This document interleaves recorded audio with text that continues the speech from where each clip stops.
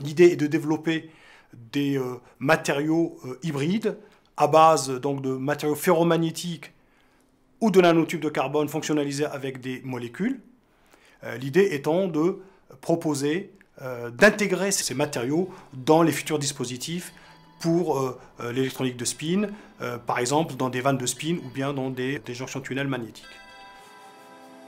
Donc l'équipe PEMA, alors PEMA pour procéder d'élaboration des matériaux avancés, intervient dans le projet EFFOR dans lequel on fabrique des nanotubes de carbone qui contiennent un matériau ferromagnétique, idéalement du cobalt, pour préparer des électrodes dans le cadre du projet. On va d'abord créer des nanoparticules qui vont être sursaturées de carbone et qui vont ségréger les nanotubes par une croissance où ils sont verticaux et parfaitement alignés. Donc on travaille aussi sur l'alignement de ces nanotubes par des barrières de diffusion et par le bias.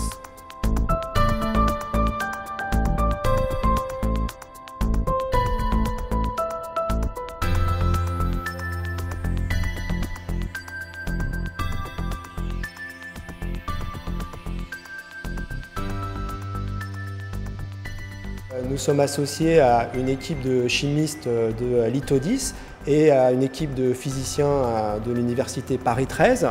Donc, pour la fabrication de nos dispositifs, nous faisons appel à des techniques de nanofabrication en salle blanche, d'électrochimie et également de caractérisation. Des nanotubes de carbone multiparois sont d'abord fonctionnalisés en solution et ensuite ils sont insérés dans des dispositifs en étant déposés sur des substrats de silicium, puis contactés par des électrodes réalisées en salle blanche par lithographie électronique.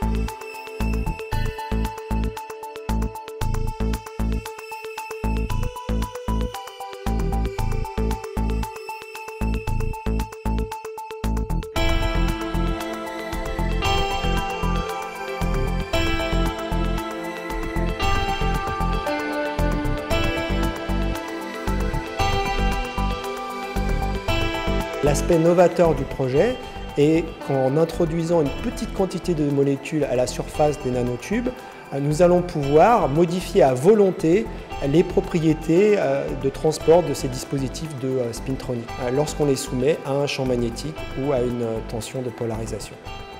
Donc un tout petit objet a des grandes conséquences sur les propriétés du dispositif.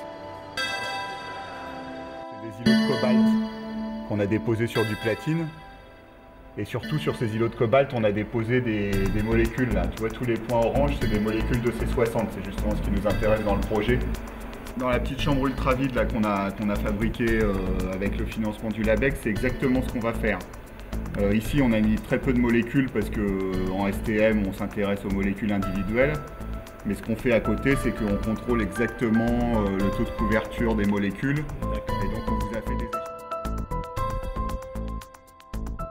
En ce qui concerne spécifiquement notre équipe ici, donc nous, on n'élabore pas les échantillons, mais on caractérise leurs propriétés magnétiques, notamment à l'aide d'une technique qui est la spectroscopie Brillouin. Cette technique nous permet de sonder, par exemple, les effets d'interface, les modifications apportées par l'interface de molécules matériaux ferromagnétiques via l'étude des ondes de spin, donc, qui sont des excitations magnétiques thermiquement activées dans ces matériaux-là.